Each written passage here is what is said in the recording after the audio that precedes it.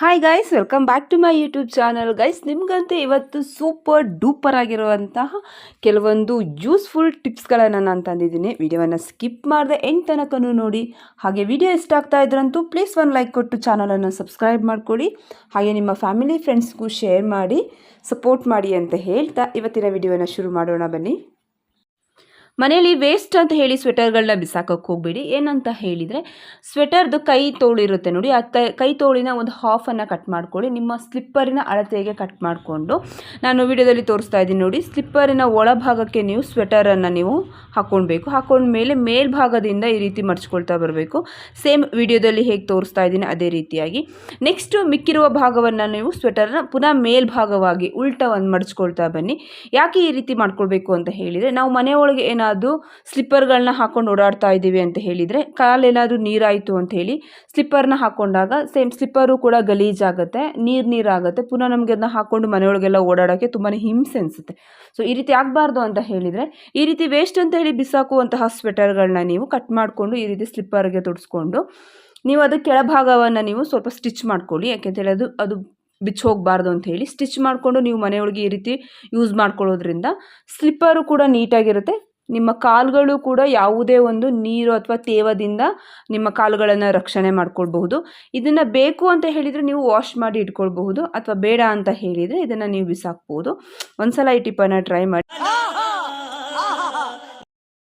ಕೈಗೆ ಏನಾದರೂ ಏಟಾಯಿತು ಅಂತ ಹೇಳಿದರೆ, ನಾವು ಗಾಯಗಳಿಗೆ ಪ್ಲಾಸ್ಟರ್ ಅಂತೇಳಿ ಹಾಕ್ಕೊಳ್ತೀವಲ್ವ, ಅದನ್ನು ನಾವು ಹೇಗೇಗೋ ಹಾಕ್ಕೊಂಡಾಗ ಕೈಯಿಂದ ಬಿಚ್ಚೋಗುತ್ತೆ. ನೀರನ್ನು ಮುಟ್ಟಿದಾಗ ಅದು ಕೈಯಿಂದ ಬಿಚ್ಚೋಗುತ್ತೆ. ನೋಡಿ, ನಾನು ವಿಡಿಯೋದಲ್ಲಿ ತೋರಿಸ್ತಾ ಇದ್ದೀನಲ್ವ, ಒಂದ್ಸಲ ಕಟ್ ಮಾಡಿಕೊಂಡು ಮಧ್ಯಕ್ಕೆ ಈ ರೀತಿ ನೀವು ಅಂಟಿಸ್ಕೊಳ್ಳೋದ್ರಿಂದ ಸೊ ಯಾವುದೇ ಕಾರಣಕ್ಕೂ ಅದು ಬಿಚ್ಚೋಗಲ್ಲ. ಒಂದ್ಸಲ ಟ್ರೈ ಮಾಡಿ. ನಾವು ಬಟ್ಟೆಯನ್ನು ಹೊಲಿಯುವಾಗ ಕೆಳಗೆ ನಾವು ದಾರವನ್ನು ಗಂಟು ಹಾಕ್ಕೊಳ್ತೀವಲ್ವ, ಆ ಗಂಟು ಹಾಕ್ಕೊಂಡಾಗ ಕೆಲವೊಂದು ಸಾರಿ ಆ ಗಂಟು ಬಟ್ಟೆಯನ್ನು ಹೊಲಿದ ಮೇಲೂ ಸಹ ಬಿಚ್ಚಿ ಹೋಗ್ಬೋದು. ಆ ರೀತಿ ಬಿಚ್ಚಿ ಹೋಗಬಾರ್ದು ಅಂತ ಹೇಳಿದರೆ ನೋಡಿ, ನಾನು ವಿಡಿಯೋದಲ್ಲಿ ತೋರಿಸ್ತಾ ಇದ್ದೀನಿ. ಕೆಳಗೆ ನೀವು ಏನು ದಾರವನ್ನು ಬಿಟ್ಕೊಂಡಿರ್ತೀರಲ್ವ ಎರಡು ಭಾಗಗಳಾಗಿ, ಆ ಎರಡು ಭಾಗವನ್ನು ಲಾಸ್ಟ್ ತುದಿ ಏನಿದೆ ಅದನ್ನು ತೆಗೆದುಕೊಂಡು ಸೂಜಿ ಮೇಲೆ ಇಟ್ಟು ನೀವು ಒಂದು 3-4 ರೌಂಡು ಈ ರೀತಿ ಸೂಜಿಯನ್ನು ಸುತ್ಕೋಬೇಕು. ನೆಕ್ಸ್ಟ್ ನೀವು ಸೂಜಿಯನ್ನು ಹಿಡಿದು ಏನು ನೀವು ಸುತ್ಕೊಂಡಿರ್ತೀರೋ ದಾರವನ್ನು ಸ್ಟ್ರೈಟಾಗಿ ನೀವು ಎಳ್ಕೊಳ್ತಾ ಬರಬೇಕು. ಆ ದಾರ ನೀವು ಉಳಿದಿರೋ ದಾರ ಏನಾಗುತ್ತೆ, ಸ್ಟ್ರೈಟಾಗಿ ನೀವು ಸುತ್ಕೊಂಡಿರ್ತೀರಲ್ಲ ಅದರೊಳಗಡೆ ಬರ್ತಾ ಹೋಗುತ್ತೆ. ಸೊ ಈ ರೀತಿ ಬರೋದ್ರಿಂದ ನೆಕ್ಸ್ಟ್ ನೀವು ನೋಡ್ತಾ ಇರ್ಬೋದು ನೋಡಿ, ನೀಟಾಗಿ ಟೈಟಾಗಿ ಗಂಟಾಗಿರುತ್ತೆ. ಇದರಿಂದ ನಿಮಗೆ ಬಟ್ಟೆನ ಹೊಲಿದ್ರೂ ಸಹ ಈ ದಾರ ಬಿಚ್ಚೋಗಲ್ಲ. ಒಂದ್ಸಲ ಟ್ರೈ ಮಾಡಿ. ನಾನಿಲ್ಲಿ ಒಂದು ಟೇಪನ್ನು ತೆಗೆದುಕೊಂಡಿದ್ದೀನಿ. ಒಂದು ಎಡ್ಜನ್ನು ಕೈಯಲ್ಲಿ ಹಿಡಿದು ಇನ್ನೊಂದು ಎಡ್ಜಿಂದ ಒಂದು ಸುತ್ತು ನಾನು 2 ಬೆಟ್ಗಳನ್ನು ಸುತ್ತಕೊಂಡು, ಸೊ ನೆಕ್ಸ್ಟು ಅದನ್ನು ಮೇಲಿಂದ ತೆಗೆದುಕೊಂಡು ಕೆಳಗಡೆಯಿಂದ ನಾನು ಅದನ್ನು ವಾಪಸ್ ತಗೊಳ್ತಾ ಇದ್ದೀನಿ. ನೀವೇ ನೋಡ್ತಾ ಇರ್ಬೋದು ನೋಡಿ ವಿಡಿಯೋದಿಂದ. ಪುನಃ ಅದು ಉಲ್ಟಾ ತೆಗೆದುಕೊಂಡು ನಿಮಗೆ ಅದೊಂದು ಸುತ್ತು ತೆಗೆದುಕೊಂಡಾಗ ನಿಮಗೆ ಅಲ್ಲಿ ಟೈಟ್ ಹಾಕ್ಕೊಳ್ಳೋಕ್ಕೆ ಒಂದು ರೀತಿ ಇದಾಗುತ್ತೆ ನೋಡಿ, ಒಂದು ಪಟ್ಟಿ ಸಿಗ್ತಾ ಇದೆ. ಆ ಪಟ್ಟಿಯಿಂದ ನೀವು ಕೆಳಗೆ ಎಳೆದಾಗ ನೋಡಿ ನಿಮಗೆ ಬೋ ರೀತಿ ರೆಡಿಯಾಗಿದೆ ನೋಡಿ. ಸೊ ಇದು ನಿಮಗೆ ಈ ಗಿಫ್ಟ್ ರ್ಯಾಪರೆಲ್ಲ ಮಾಡ್ತೀರಾ ನೋಡಿ, ಇನ್ ಕೇಸ್ ಯಾರಿಗಾದರೂ ಗಿಫ್ಟ್ ಕೊಡ್ತಾ ಇರ್ಬೋದು, ಅಥವಾ ಈ ಕಾರುಗಳಲ್ಲೇನಾದರೂ ಡೆಕೋರೇಟ್ ಏನಾದರೂ ಮಾಡೋಕ್ಕೆ ಇಟ್ಟಿದ್ರೆ ಅಂತ ಹೇಳಿದರೆ, ಸೊ ಈ ರೀತಿಯಾಗಿ ನೀವೇ ಮನೆಯಲ್ಲಿ ಮಾಡಿಕೊಂಡು ಗಿಫ್ಟ್ ಪ್ಯಾಕ್ ಎಲ್ಲ ಮಾಡ್ಕೊಳ್ಬಹುದು. ಒಂದ್ಸಲ ಟ್ರೈ ಮಾಡಿ, ಖಂಡಿತವಾಗಿಯೂ ನಿಮ್ಗೆ ಇದು ಇಷ್ಟ ಆಗುತ್ತೆ. ನಮಗೆ ಟೈಯನ್ನು ಕಟ್ಕೊಳ್ಳೋಕ್ಕೆ ಬರಲ್ಲ, ಹೇಗಪ್ಪ ಈ ಟೈಯನ್ನು ಕಟ್ಕೊಳ್ಳೋದು ತುಂಬಾ ಕಷ್ಟ ಅನ್ನೋರಿಗೆ ನೋಡಿ, ಒಂದ್ಸಲ ನೀವು ಈ ಥರ ಟ್ರೈ ಮಾಡಿ. ಈಸಿಯಾಗಿಯೇ ನಾವು ಮನೆಯಲ್ಲಿನೇ ಯಾರ ಒಂದು ಸಹಾಯ ಇಲ್ಲದೇ ನಾವು ಆರಾಮಾಗಿ ಟೈಯನ್ನು ಕಟ್ಕೊಳ್ಬಹುದು ನೋಡಿ. ನಾನು ಈಸಿಯಾಗಿ ನಿಮಗೆ ತೋರಿಸ್ಕೊಡ್ತಾ ಇದ್ದೀನಿ. ಒಂದ್ಸಲ ನೀವು ಟೈಯನ್ನು ಈ ರೀತಿ ಇಟ್ಕೊಂಡು ಉಲ್ಟ ಮಾಡಿ ಹಾಕ್ಕೊಂಡು, ಒಂದ್ಸಲ ಕೆಳಗೆ ಇದ್ದರೆ ಇನ್ನೊಂದು ಭಾಗ ಮೇಲ್ಮುಖವಾಗಿ ಇರಬೇಕು.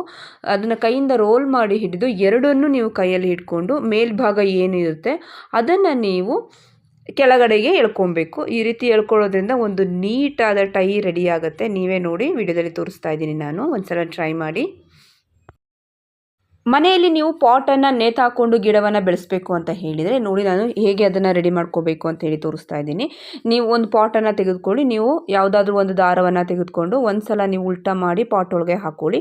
ಉಳಿದಿರುವ ದಾರವನ್ನು ನೀವು ಏನು ಪಾಟ್ ಒಳಗೆ ಮೊದಲೇ ಹಾಕ್ಕೊಂಡಿರ್ತೀರಲ್ವ ಅದರೊಳಗಡೆ ಹಾಕ್ಕೊಂಡು ದಾರವನ್ನು ಆಪೋಸಿಟ್ ಸೈಡಲ್ಲಿ ಎಳೆದಾಗ ಅದು ಫುಲ್ ಟೈಟಾಗಿರುತ್ತೆ ನೋಡಿ. ಈಸಿಯಾಗಿ ಇವಾಗ ರೆಡಿಯಾಗಿದೆ. ಮನೆಯಲ್ಲಿ ಚಾರ್ಜರ್ ವಯರ್ ಏನಾದರೂ ಕಟ್ಟಾಗಿದೆ, ಅದರಿಂದ ಕರೆಂಟ್ ಏನಾದರೂ ಪಾಸ್ ಆಗ್ತಾ ಇದೆ ಅಂತ ಹೇಳಿದರೆ ಒಂದ್ಸಲ ನೀವು ಈ ರೀತಿ ಟ್ರೈ ಮಾಡ್ಕೊಳ್ಳಿ.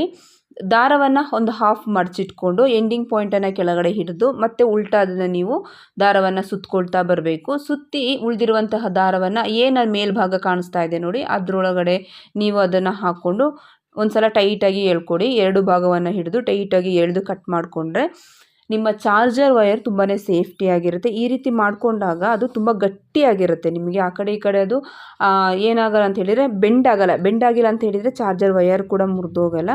ತುಂಬಾ ಸೇಫ್ಟಿಯಾಗಿರುತ್ತೆ. ಒಂದ್ಸಲ ನೀವು ಈ ಟಿಪ್ಪನ್ನು ಕೂಡ ಟ್ರೈ ಮಾಡಿ. ಗೈಸ್, ಇವತ್ತಿನ ಟಿಪ್ಸ್ಗಳು ನಿಮಗೆ ಇಷ್ಟ ಆಗಿದೆ ಅಂತ ಹೇಳಿ ಭಾವಿಸ್ತಾ ವಿಡಿಯೋವನ್ನು ಮುಗಿಸ್ತಾ ಇದ್ದೀನಿ. ಮುಂದಿನ ಒಂದು ಹೊಸ ವಿಡಿಯೋದೊಂದಿಗೆ ಸಿಗ್ತೀನಿ. ನಮಸ್ಕಾರ.